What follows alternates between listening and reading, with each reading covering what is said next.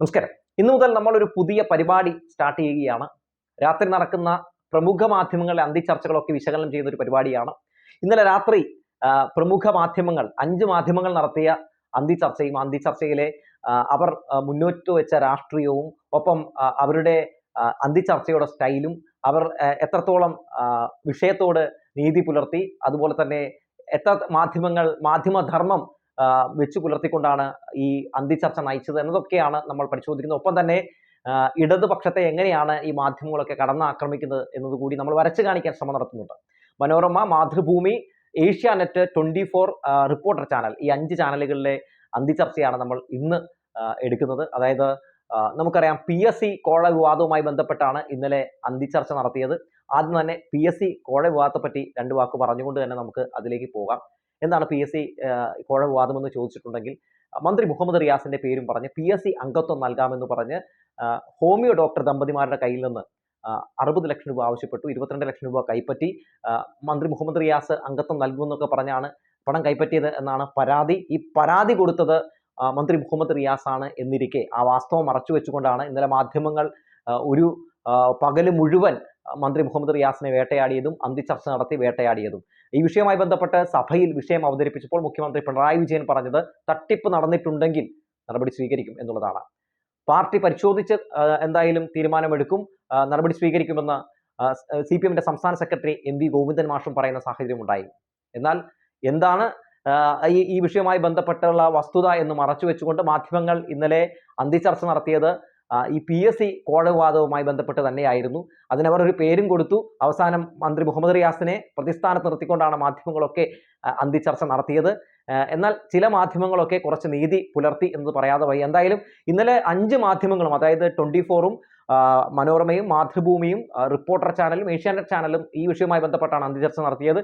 എന്തായാലും തുടക്കം തന്നെ അങ്ങനെ ഒരു അന്തിച്ചർച്ച ഈ വിഷയത്തിൽ നടത്തേണ്ടതുണ്ടായിരുന്നില്ല എന്നതാണ് ആദ്യം തന്നെ എടുത്തു പറയേണ്ടത്. കാരണം യാതൊരു തെളിവില്ലാത്ത, പരാതിയില്ലാത്ത ഒരു വിഷയത്തിൽ മന്ത്രി മുഹമ്മദ് റിയാസിനെ കരുതിക്കൂട്ടി ആക്രമിക്കുക, കരുതിക്കൂട്ടി അദ്ദേഹത്തെ പ്രതിയാക്കുക, കരുതിക്കൂട്ടി അദ്ദേഹത്തിൻ്റെ ഇപ്പോഴുള്ള ജനകീയ മുഖം വികൃതമാക്കുക എന്ന ലക്ഷ്യം വെച്ച് തന്നെ ഈ 5 മാധ്യമങ്ങളും ഇന്നലെ അന്തിച്ചർച്ച നടത്തിയതാണെന്ന് പറയാതെ വയ്യ. എന്തായാലും ആദ്യം തന്നെ മാതൃഭൂമിയുടെ തലക്കെട്ട് എങ്ങനെയായിരുന്നു എന്ന് നോക്കാം.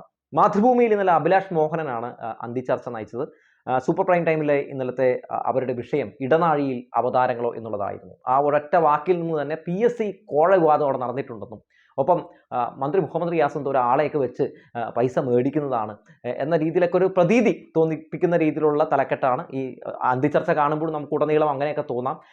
CPM-ന്റെ പ്രതിനിധി റെജി ലൂക്കോസ് പലവട്ടം ചോദിക്കുന്നുണ്ട്, എന്ത് തെളിവിൻ്റെ അടിസ്ഥാനത്തിലാണ്, എന്ത് പരാതിയുടെ അടിസ്ഥാനത്തിലാണ് നിങ്ങൾ ഇങ്ങനെ ഒരു അന്തിച്ചർച്ച നടത്തുന്നത് എന്നൊക്കെ ചോദിക്കുന്നുണ്ട്.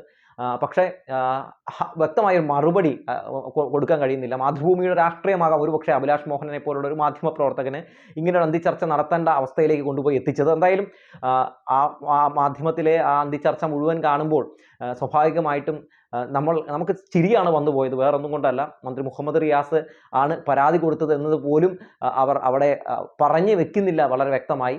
അങ്ങനെ അദ്ദേഹത്തെ ഒരു വല്ലാത്ത രീതിയിൽ വളഞ്ഞിട്ട് ആക്രമിക്കുന്നത് പോലെയാണ് എനിക്ക് തോന്നിയത്. ഇനി മനോരമയിലേക്ക് വരികയാണെങ്കിൽ കൗണ്ടർ പോയിന്റിൽ നിഷയായിരുന്നു ഇന്നലത്തെ അന്തിച്ചർച്ച നയിച്ചത്. PSC അംഗത്വത്തിന് വിലയെത്ര, റിയാസിനെ ഉന്നം വെക്കുന്നത് ആര് എന്നുള്ളതായിരുന്നു ഇന്നലത്തെ അവരുടെ ചർച്ച. ഏകദേശം വലതുപക്ഷ മാധ്യമമാണ്, ഞാൻ പറയേണ്ട കാര്യമൊന്നുമില്ല. മന്ത്രി മുഹമ്മദ് റിയാസിനെ കടന്നാക്രമിക്കുന്നതിൽ ഒരുപടി മുന്നിലാണ് മനോരമ എന്നുള്ള കാര്യത്തിൽ അറിയാം. അതുകൊണ്ട് തന്നെ അവരുടെ ആ തലക്കെട്ട് പോലെ തന്നെ അങ്ങനെയൊന്നും നടന്നു എന്ന് സ്ഥാപിച്ചെടുക്കാനുള്ള ശ്രമമാണ് ഇന്നലെ കൗണ്ടർ പോയിന്റ് കണ്ടപ്പോൾ തോന്നിയത്. ഇനി ഏഷ്യാനെറ്റിലേക്ക് വരികയാണെങ്കിൽ ഏഷ്യാനെറ്റിൻ്റെ കാര്യം ഞാൻ പറയേണ്ട കാര്യമില്ലല്ലോ. പ്രത്യേകിച്ച് വിനു വി ജോണാണ് ഇന്നലെ ന്യൂസ് അവറിൽ ചർച്ച നടത്തിയത്. അത്തരം പറഞ്ഞപ്പോൾ തന്നെ എല്ലാവർക്കും കാര്യം മനസ്സിലായി കാണും. പദവികൾ വിൽപ്പനയ്ക്കോ എന്നുള്ളതായിരുന്നു അവരുടെ ക്യാപ്ഷൻ എന്ന് പറയുന്നത്. അതായത് പദവികളൊക്കെ വിൽപ്പന നടത്തുകയാണ് ഈ സർക്കാർ എന്ന് സ്ഥാപിച്ചെടുക്കാനുള്ള ഒരു ശ്രമമാണ് ആ ചർച്ചയിലൂടെ ഏഷ്യാനെറ്റ് മുന്നോട്ട് വെച്ചത്. എങ്ങനെ ഇടതുപക്ഷത്തെ ഇല്ലാതാക്കാം, ഇടതുപക്ഷത്തിനെതിരെ എങ്ങനെ വ്യാജ വാർത്തകൾ മെനയാം എന്നുള്ളതൊക്കെയാണ് ഏഷ്യാനെറ്റിനെ സംബന്ധിച്ച് അവരുടെ പ്രധാനപ്പെട്ട അജണ്ട എന്ന് പറയുന്നത്. മന്ത്രി മുഹമ്മദ് റിയാസ് ഇത്തരത്തിൽ ഇടപെടലുകൾ നടത്തിയിട്ടുണ്ടാകാം എന്ന ഒരു തോന്നൽ ജനങ്ങളിൽ ഉണ്ടാക്കുക എന്ന ലക്ഷ്യം വെച്ച് തന്നെ നടത്തിയ ഒരു അന്തിച്ചർച്ചയാണ്. വിനു വിജോൺ തന്നാൽ കഴിയുന്ന രീതിയിലൊക്കെ ഇടതുപക്ഷ വിരുദ്ധത മാക്സിമം വാരി വിതറി നന്നായി തന്നെ ഈ വിഷയത്തിൽ ഒരു കുത്തിത്തിരിപ്പ് ഉണ്ടാക്കാൻ വേണ്ടി ശ്രമം നടത്തിയിട്ടുണ്ട്. ഇനി എടുത്തു പറയേണ്ടത് 24-ന്റെ അന്തിച്ചർച്ചയാണ്. 24-ന്റെ അന്തിച്ചർച്ച എങ്ങനെയായിരുന്നു? കോഴപ്പങ്ക് ആർക്കൊക്കെ? അതെന്തോ വലിയൊരു കോഴ നടന്നതുപോലെ അവരങ്ങ് ചിത്രീകരിച്ചു. എന്തോ തെളിവ് കയ്യിൽ കിട്ടി. എല്ലാ തെളിവുകളും കയ്യിൽ വെച്ചിട്ട് അന്തിച്ചർച്ച നടത്തും പോലെയാണ് ഇന്നലെ നമ്മൾ ഇവരുടെ എൻകൗണ്ടർ പ്രൈമിൽ വേണു ബാലകൃഷ്ണൻ്റെ ഒരു പ്രകടനമൊക്കെ കണ്ടപ്പോൾ തോന്നിയത്. യാതൊരു രീതിയിലുള്ള തെളിവുമില്ലാതെയാണ് 24 ചാനലും ഇന്നലെ ഈ രീതിയിൽ അഴിഞ്ഞാടുന്ന സാഹചര്യം ഉണ്ടായത്. ഇവിടെയൊക്കെ നിന്ന് വ്യത്യസ്തമായിരുന്നു ഇന്നലെ റിപ്പോർട്ടർ ചാനൽ. സത്യത്തിൽ മാധ്യമധർമ്മം എന്താണെന്ന് ഇന്നലെ റിപ്പോർട്ടർ ചാനലാണ് അന്തിച്ചർച്ചയിലൂടെ നന്നായി തന്നെ കാണിച്ചു കൊടുത്തത്. അതുകൊണ്ട് റിപ്പോർട്ടർ ചാനലിലെ അന്തിച്ചർച്ചയാണ് ഇന്നലെ കണ്ടപ്പോൾ ഏറ്റവും മികച്ചതായിട്ട് എനിക്ക് തോന്നിയത്. അതായത് ഡിബേറ്റ് അരുൺകുമാർ എന്ന് പറയുന്ന അവരുടെ അന്തിച്ചർച്ചയിൽ തിരുത്താനോ തീർക്കാനോ എന്നുള്ളതായിരുന്നു വിഷയം. അന്തിച്ചർച്ച തുടങ്ങുന്നതിന് മുമ്പ് തന്നെ വളരെ വ്യക്തമായി അദ്ദേഹം ചില കാര്യങ്ങൾ പറഞ്ഞു വെക്കുന്നുണ്ട്. അതായത് പ്രതിപക്ഷത്തിൻ്റെ അജണ്ട മാധ്യമങ്ങൾ നടപ്പിലാക്കുകയാണോ, ഇടതുപക്ഷത്തെ സ്ഥിരം ഈ മാധ്യമങ്ങൾ കടന്നാക്രമിക്കുകയാണ്, ഇതുവരെ ഇടതുപക്ഷത്തിനെതിരെ വന്നിരിക്കുന്ന ആരോപണങ്ങളിലൊന്നും തന്നെ കഴമ്പുണ്ടായിട്ടില്ല എന്ന് പറഞ്ഞ് ഈ ഇടക്കാലത്ത് വന്ന പ്രധാനപ്പെട്ട പല ആരോപണങ്ങളൊക്കെ ഉയർത്തി അതിൻ്റെ ആരോപണം എന്താണ്, വസ്തുത എന്താണെന്നൊക്കെ അദ്ദേഹം പറഞ്ഞു പോവുകയാണ്. തുടക്കം തന്നെ PSC വിവാദവുമായി ബന്ധപ്പെട്ടിട്ടുള്ള ആ തുടക്കത്തെ ആരോപണവും വാസ്തവം പറഞ്ഞുകൊണ്ട് തന്നെയാണ് ചർച്ച തുടങ്ങിയത്. അതായത് ആരോപണം ഇങ്ങനെയാണ്: PSC അംഗത്വത്തിന് മന്ത്രി PA മുഹമ്മദ് റിയാസ് പേര് പറഞ്ഞ് പണം വാങ്ങി എന്നുള്ളതാണ് ആരോപണം. എന്നാൽ വാസ്തവം പരാതി നൽകിയത് മുഹമ്മദ് റിയാസ് ആണെന്നത് മറച്ചുവെക്കുന്നു മറ്റുള്ള മാധ്യമങ്ങൾ എന്ന് അരുൺകുമാർ പറഞ്ഞു വെക്കുന്നു. തൊട്ടു പിന്നാലെ തന്നെ അദ്ദേഹം പറയുന്നു KCB വൈദ്യുതി വിച്ഛേദിച്ചത് മാത്രം ചർച്ചയാകുന്നു, വാസ്തവം യൂത്ത് കോൺഗ്രസ് പ്രവർത്തകന്റെ അക്രമം മറച്ചുവെക്കുന്നു. അതായത് യൂത്ത് കോൺഗ്രസിന്റെ അക്രമത്തെ ന്യായീകരിച്ചുകൊണ്ട് ഏഷ്യാനെറ്റും മാതൃഭൂമി മനോരമയൊക്കെ കഴിഞ്ഞ ദിവസം അന്തിച്ചർച്ച നടത്തി നമ്മൾ കണ്ടതാണ്. അതായത് KCB ഓഫീസിൽ പോയി യൂത്ത് കോൺഗ്രസ് പ്രവർത്തകൻ അഴിഞ്ഞാടി അവിടെ അക്രമം അഴിച്ചുവിട്ടിട്ട് അതിനെ ന്യായീകരിച്ചുകൊണ്ട് നടത്തിയ ചർച്ച നമ്മൾ കണ്ടു. KCB വൈദ്യുതി വിച്ഛേദിച്ചായിരുന്നു ചർച്ച എന്നത് അദ്ദേഹം പറഞ്ഞു വെക്കുന്നു. അടുത്തത് CMRL വിവാദത്തിൽ മുഖ്യമന്ത്രിക്കെതിരെ അഴിമതി ആരോപണത്തിന്റെ ശരങ്ങൾ. വാസ്തവം എന്തെന്ന് വെച്ചാൽ 8 വർഷത്തിനിടയിൽ ഒരു കേന്ദ്ര ഏജൻസി പോലും പ്രതി ചേർത്തിട്ടില്ല. അതായത് വെറും അതൊരു ആരോപണമായിരുന്നു എന്ന് അരുൺകുമാർ പറഞ്ഞു വെക്കുന്നു. അതായത് CMRL എക്സാലോജിക്കിന് 1.72 കോടി രൂപ കൊടുത്തു. മുഖ്യമന്ത്രി അവഹിതമായി അനധികൃതമായി ഇടപെട്ടുകൊണ്ട് ഈ CMRLനെ സഹായിച്ചുകൊണ്ടാണ് എക്സാലോജിക്കിന് ഇത്തരം പണം കൊടുത്തത് എന്നുള്ളതായിരുന്നു ആരോപണം. അവസാനം കേന്ദ്ര അന്വേഷണ ഏജൻസികളൊക്കെ അന്വേഷിച്ചു, പ്രതി ചേർക്കാൻ കഴിഞ്ഞില്ല. അതും വെറും ആരോപണമായിരുന്നുവെന്ന് പറഞ്ഞു വെക്കുന്നു. അടുത്ത ആരോപണമായിട്ട് പറയുന്നത് സ്വപ്ന സുരേഷിനെ മുൻനിർത്തിയ ആരോപണങ്ങൾ, സ്വർണ്ണക്കടത്ത്, ചെമ്പിൽ സ്വർണം കടത്തി, അങ്ങനെ തുടങ്ങി പല രീതിയിലുള്ള ആരോപണങ്ങളാണല്ലോ സ്വപ്ന സുരേഷ് ഉയർത്തിയിരുന്നത്. വാസ്തവം ഇങ്ങനെയാണ്: CPM നേതാക്കൾ ആരും പ്രതികളല്ല, സ്വപ്ന സുരേഷ് ഇപ്പോൾ ചിത്രത്തിൽ പോലുമില്ല എന്ന് അദ്ദേഹം പറഞ്ഞു വെക്കുന്നു. നമുക്കറിയാം മാസങ്ങളോളം ഈ സർക്കാരിനെ വേട്ടയാടിയ ഒരു സംഭവമാണ് ഈ സ്വർണ്ണക്കടത്ത്, സ്വപ്നയുടെ വിവാദം. സ്വപ്ന വാതുറക്കുന്നത് മുതൽ വലിയ അന്തിച്ചർച്ച ലൈവൊക്കെ ആയിരുന്നു. അതും യാതൊരു തെളിവുമില്ലാതെ മാധ്യമങ്ങൾ നടത്തിയ ഒരു കടന്നാക്രമണമായിരുന്നു എന്ന് അദ്ദേഹം പറഞ്ഞു വെക്കുന്നു. മറ്റൊരു ആരോപണമായിട്ട് പറയുന്നത് SFI അക്രമം നടത്തുന്ന സംഘടന, വാസ്തവം മറ്റു സംഘടനകളും അക്രമം നടത്തുന്നു, മറ്റു പ്രവർത്തനങ്ങൾ കാണുന്നില്ല. അതായത് SFI ചെയ്യുന്ന നല്ല പ്രവർത്തനങ്ങളൊന്നും റിപ്പോർട്ട് ചെയ്യപ്പെടാതിരിക്കുക. മാത്രവുമല്ല പലയിടങ്ങളിലും ഈ KSU ആണ് പല പ്രശ്നങ്ങളും ഉണ്ടാക്കുന്നത്. പക്ഷേ KSU SFI ആക്രമിക്കുമ്പോഴും SFIനെ പ്രതി ചേർത്തുകൊണ്ട് SFI ഒരു അക്രമ സംഘടന പോലെ ചിത്രീകരിക്കുന്ന ഒരു കാഴ്ചയൊക്കെ നമ്മളിപ്പോൾ കണ്ടുകൊണ്ടിരിക്കുകയാണ്. നമ്മൾ അവസാനമായിട്ട് തന്നെ കണ്ടല്ലോ കൊയിലാണ്ടിയിൽ എന്താണ് കണ്ടത്? കൊയിലാണ്ടിയിൽ ഒരു SFI പ്രവർത്തകന്റെ കർണപുടം അടിച്ചു തകർക്കുന്ന സാഹചര്യം ഉണ്ടായി. അപ്പോഴും ആ കുട്ടിക്ക് വേണ്ടി ശബ്ദമുയർത്താൻ ആരും ഉണ്ടായിരുന്നില്ല. മാത്രവുമല്ല നമ്മൾ കാര്യവട്ടത്ത് കണ്ടു യൂത്ത് കോൺഗ്രസിന്റെ നേതാക്കന്മാരെ ചില ഗൂണ്ടകളേക്ക് വിളിച്ചുകൊണ്ട് സാൻജോസ് എന്ന് പറയുന്ന KSU നേതാവ് ക്യാമ്പസിൽ വന്ന് SFI പ്രവർത്തകരെ അടിച്ച് തവിടുപൊടിയാക്കി ആക്രമിച്ച സംഭവം നമ്മൾ കണ്ടു. ആ വിഷയത്തിലും SFIയുടെ തലയിൽ ഈ അക്രമം കെട്ടിവെക്കുന്ന സാഹചര്യമൊക്കെ ഉണ്ടായി. മാത്രമല്ല നാദാപുരത്ത് ഒരു SFI പ്രവർത്തകനെ പട്ടിയെ തല്ലുന്നത് പോലെ ആക്രമിക്കുന്ന ഒരു സാഹചര്യം KSUവിൻ്റെ ഭാഗത്തുനിന്നുണ്ടാകുന്ന ഒരു കാര്യമുണ്ടായി. പക്ഷേ അതിൻ്റെ പേരിൽ ഒരു അന്തിച്ചർച്ച പോലും നടത്തിയില്ല. അപ്പോൾ അത്തരത്തിൽ SFI അക്രമം നടത്തുന്ന സംഘടനയായി ചിത്രീകരിക്കുന്ന ഒരു കാഴ്ച ഇപ്പോൾ നമ്മൾ മാധ്യമങ്ങളിൽ കണ്ടുകൊണ്ടിരിക്കുന്നു എന്ന് അദ്ദേഹം പറയുന്നു. പിന്നീട് അദ്ദേഹം പറയുന്നത് സംസ്ഥാന സർക്കാർ പെൻഷൻ കൊടുക്കുന്നില്ല എന്നതൊരു പ്രധാനപ്പെട്ട ഒരു വാർത്തയായിരുന്നല്ലോ, വലിയ പ്രധാനപ്പെട്ട ഒരു ആരോപണമായിരുന്നു. എന്നാൽ വാസ്തവം കേന്ദ്രവിഹിതം കിട്ടാത്തത് മറച്ചുവെക്കുന്നു. കേന്ദ്രവിഹിതം കിട്ടാത്തത് കൊണ്ടാണെന്ന് പലവട്ടം സർക്കാരും മുഖ്യമന്ത്രിയും ധനവകുപ്പ് മന്ത്രിയും ഒക്കെ തെളിവ് സഹിതം മുന്നോട്ട് വെച്ചപ്പോൾ പോലും മാധ്യമങ്ങൾ അതിന് വേണ്ടത്ര പരിഗണന കൊടുക്കാതെ പ്രതിപക്ഷം പറഞ്ഞ പച്ചക്കള്ളങ്ങൾ മാത്രം പ്രചരിപ്പിച്ചു എന്നത് അദ്ദേഹം വളരെ തൻ്റെ അടുത്തോടു കൂടി തന്നെ എടുത്തു പറയുന്നു. പിന്നെ അദ്ദേഹം പറഞ്ഞ അടുത്ത ആരോപണം, കേന്ദ്ര സർക്കാർ സംസ്ഥാനത്തിന് പ്രത്യേക സാമ്പത്തിക സഹായം അനുവദിച്ചു എന്ന് പറഞ്ഞ് വലിയ രീതിയിലുള്ള കൊട്ടിയാഘോഷമായിരുന്നു. എന്നാൽ ലഭിച്ചത് നികുതി വിഹിതമായി ലഭിക്കേണ്ടവയാണ്, അതായിരുന്നു വാസ്തവം എന്നുകൂടി അരുൺകുമാർ പറയുകയാണ്.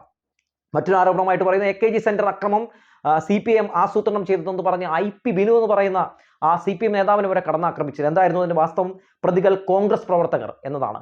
മാത്രവുമല്ല AKG സെന്റർ ആക്രമിച്ച കേസുമായി ബന്ധപ്പെട്ട് CPM ആകണം പ്രതി എന്ന് ഉറപ്പിച്ചുകൊണ്ട് മാധ്യമങ്ങൾ നടത്തിയ പല കടന്നാക്രമണങ്ങളെക്കുറിച്ചും അദ്ദേഹം പറയുന്നുണ്ട്. വലിയ മൈലേജ് കൊടുത്തു, അവസാനം പ്രതിയെ പിടിച്ചപ്പോൾ പ്രതി യൂത്ത് കോൺഗ്രസ്സുകാരനാണെന്ന് മനസ്സിലാക്കിയപ്പോൾ അതേ രീതിയിലുള്ളൊരു പ്രചാരണം ഈ മാധ്യമങ്ങളുടെ ഭാഗത്തുനിന്നുണ്ടായിരുന്നില്ല. മാക്സിമം ഹൈഡ് ചെയ്യുന്ന സാഹചര്യമാണ് ഉണ്ടായതെന്ന് അരുൺകുമാർ പറയുന്നു. വളരെ തൻ്റെ അടുത്തോടു കൂടി തന്നെ അരുൺകുമാർ ഈ മാധ്യമങ്ങൾ ഇപ്പോൾ നടത്തിക്കൊണ്ടിരിക്കുന്ന വേട്ട പ്രതിപക്ഷത്തെ സഹായിക്കാനും മനഃപൂർവ്വം ഇടതുപക്ഷത്തെ ആക്രമിക്കാനും വേണ്ടി നടത്തുന്ന നീക്കങ്ങളാണെന്ന് തൻ്റെ അടുത്തോടു കൂടി പറഞ്ഞുകൊണ്ടാണ് അദ്ദേഹം ഈ ചർച്ച തുടങ്ങുന്നത് പോലും. അതായത് ഈ PSC അംഗത്വമായി ബന്ധപ്പെട്ട് നടത്തുന്ന ഈ ചർച്ച ഒരു കഴമ്പുമില്ലാത്ത ചർച്ചയാണ് എന്ന് അദ്ദേഹം പറഞ്ഞു വെച്ചുകൊണ്ടാണ് ഈ ചർച്ച മുന്നോട്ട് പോകുന്നത്.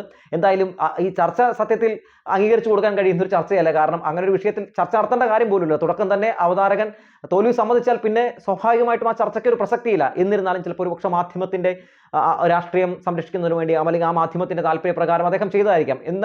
എന്നിരുന്നാലും അദ്ദേഹം വാസ്തവങ്ങളെല്ലാം നിരത്തിക്കൊണ്ട് ഒരു മാധ്യമപ്രവർത്തകൻ എന്ന രീതിയിൽ മാധ്യമങ്ങളുടെ പൊള്ളത്തരങ്ങൾ, മാപ്രകളുടെ പൊള്ളത്തരങ്ങൾ പൊളിച്ചടക്കിക്കൊണ്ടാണ് അദ്ദേഹം അന്തിച്ചർച്ച സ്റ്റാർട്ട് ചെയ്തത്. അതുകൊണ്ടൊക്കെ തന്നെ ഇന്നലെ നടത്തിയ അന്തിച്ചർച്ചകളിൽ കുറച്ചെങ്കിലും വാസ്തവം ജനങ്ങൾക്ക് മുമ്പിലേക്ക് വെച്ച, ഇത്രയെങ്കിലും ഒരു വാസ്തവം തുറന്നു പറഞ്ഞ ഒരു ചാനൽ അത് റിപ്പോർട്ടർ ചാനലായിരുന്നു. അന്തിച്ചർച്ച നടത്തിയ ആ അവതാരകൻ അത് ഡോക്ടർ അരുൺകുമാർ ആയിരുന്നു എന്ന് നമുക്ക് ഉറപ്പിച്ചു പറയാൻ കഴിയും. എന്നാൽ ഇന്നലെ മാധ്യമങ്ങൾ നടത്തിയ ഈ ചർച്ചകളൊക്കെ ഇടതുപക്ഷത്തെ കടന്നാക്രമിക്കാൻ വേണ്ടി മാത്രം നടത്തിയ ചർച്ചയാണ്, ജനങ്ങളിൽ തെറ്റിദ്ധാരണ വരുത്താൻ വേണ്ടി നടത്തിയ ചർച്ചയാണെന്നുള്ള കാര്യത്തിൽ ഒരു സംശയവും വേണ്ട. മന്ത്രി മുഹമ്മദ് റിയാസിനെ കുറിച്ച് നമുക്കറിയാം. അദ്ദേഹം ചുമ്മാ അങ്ങ് ഒരു നേരം വെളുത്തപ്പോൾ നേതാവായ വ്യക്തിയൊന്നുമല്ല, വഴി വെട്ടി തന്നെ വന്ന നേതാവാണെന്ന് നമുക്കറിയാം. അദ്ദേഹത്തിൻ്റെ ഒരു ബയോഡേറ്റ എടുത്ത് നോക്കിയാൽ, പ്രൊഫൈൽ എടുത്ത് നോക്കിയാൽ അദ്ദേഹം നടത്തിയിട്ടുള്ള പ്രവർത്തനങ്ങൾ, അദ്ദേഹത്തിൻ്റെ പ്രവർത്തന മികവ്, ഒരു പൊതുപ്രവർത്തകൻ എന്ന രീതിയിൽ, ഒരു രാഷ്ട്രീയ നേതാവ് എന്ന രീതിയിൽ അദ്ദേഹത്തിൻ്റെ നിലപാടുകൾ, അദ്ദേഹത്തിൻ്റെ ആ ഒരു രാഷ്ട്രീയ ജീവിതമൊക്കെ നമുക്ക് എടുത്തു നോക്കുമ്പോൾ അറിയാം നന്നായി തന്നെ പണിയെടുത്ത് തന്നെ മന്ത്രിയായ ഒരു വ്യക്തിയാണെന്ന്. പക്ഷേ അദ്ദേഹത്തിന് മന്ത്രിയായ ശേഷം മരുമകൻ മന്ത്രി എന്നൊക്കെ വിളിച്ച് കടന്നാക്രമിക്കുന്ന സാഹചര്യമൊക്കെ നമ്മൾ പലപ്പോഴും കണ്ടിട്ടുണ്ട്. അതായത് രാഷ്ട്രീയം പറയാൻ കഴിയാതെ വരുമ്പോൾ മരുമകൻ എന്നൊക്കെ വിളിച്ച് അവർ ആക്ഷേപിക്കുന്നത് വേറൊന്നും കൊണ്ടൊന്നുമല്ല, സ്വയം തോൽവി സമ്മതിക്കുന്നതിന് തുല്യമാണ്. എന്നിരുന്നാലും നമുക്കറിയാം ഒരു കോൺഗ്രസ് ഫാമിലിയിൽ നിന്നൊക്കെ വന്ന ഒരാളാണ് മന്ത്രി മുഹമ്മദ് റിയാസ് രാഷ്ട്രീയ പ്രവർത്തനത്തിലേക്ക് ഇറങ്ങി ഇടതുപക്ഷത്തിൻ്റെ ഒരു കരുത്തുറ്റ നേതാവായി മാറിയത് മുതൽ പല കോണുകളിൽ നിന്ന് അദ്ദേഹത്തെ ഇങ്ങനെ ആക്രമിക്കാനുള്ള ശ്രമങ്ങൾ നടത്തിക്കൊണ്ടിരിക്കുകയാണ്. എല്ലാ ആക്രമണങ്ങളെയും ചെറുത്തുകൊണ്ട് തന്നെയാണ് മന്ത്രി മുഹമ്മദ് റിയാസ് മുന്നോട്ട് പോകുന്നത്. ഇന്നലെ ഈ വിഷയവുമായി ബന്ധപ്പെട്ട് പറയുന്നത് എന്നെ നിരന്തരം നെഗറ്റീവ് വാർത്തകളിലേക്ക് വലിച്ചിഴക്കുകയാണെന്ന് മാധ്യമപ്രവർത്തകരോട് പറയുന്ന ഒരു സാഹചര്യം ഉണ്ടായി. ഇനി ഇത്തരത്തിലുള്ള വ്യാജ പ്രചരണങ്ങൾ നടത്തിയാൽ അവർക്കെതിരെ നടപടി സ്വീകരിക്കുമെന്നും മന്ത്രി മുഹമ്മദ് റിയാസ് തൻ്റെ ഇടത്തോടു കൂടി തന്നെ പറയുന്ന കാഴ്ചയുണ്ടായി. ജനങ്ങൾക്ക് ഏറെ പ്രതീക്ഷയുള്ള, ജനങ്ങൾ ഏറെ ഇഷ്ടപ്പെടുന്ന ഒരു ജനകീയ നേതാവാണ് മന്ത്രി മുഹമ്മദ് റിയാസ് എന്നുള്ള കാര്യത്തിൽ ഒരു സംശയവും വേണ്ട. പൊതുമരാമത്ത് വകുപ്പാണെങ്കിലും ടൂറിസം വകുപ്പാണെങ്കിലും ഒക്കെ അദ്ദേഹത്തിന് കഴിയുന്നതിനേക്കാൾ നല്ല രീതിയിൽ അദ്ദേഹം അത് കൊണ്ടുപോകാൻ ശ്രമം നടത്തുന്നുണ്ട്. വലിയ എന്താ പറയുക, കേരളത്തിന് വലിയ രീതിയിലുള്ള വികസനങ്ങളാണ് അദ്ദേഹത്തിൻ്റെ വകുപ്പുമായി ബന്ധപ്പെട്ട് അദ്ദേഹത്തിന് കൊണ്ടുവരാൻ കഴിഞ്ഞിട്ടുള്ളത്. എന്നാൽ അദ്ദേഹത്തിനൊന്നും കൊണ്ടുവരാൻ കഴിഞ്ഞിട്ടില്ല. അദ്ദേഹം പരാജയമാണെന്ന് കാണിക്കാനുള്ള ഒരു ആക്രമണവും മാധ്യമങ്ങളുടെ ഭാഗത്തു നിന്ന് പരോക്ഷമായി നടക്കുന്നുണ്ട്. എന്തൊക്കെ രീതിയിലുള്ള ആക്രമണങ്ങൾ നടത്തിയാലും ഇതുപോലെയൊക്കെ ചില മാധ്യമങ്ങൾ സത്യം തുറന്നു പറഞ്ഞ് രംഗത്തേക്ക് വരണം. അത് കാലത്തിൻ്റെ അനിവാര്യതയാണെന്ന് പറഞ്ഞു വെച്ചുകൊണ്ട് നിർത്തുകയാണ്.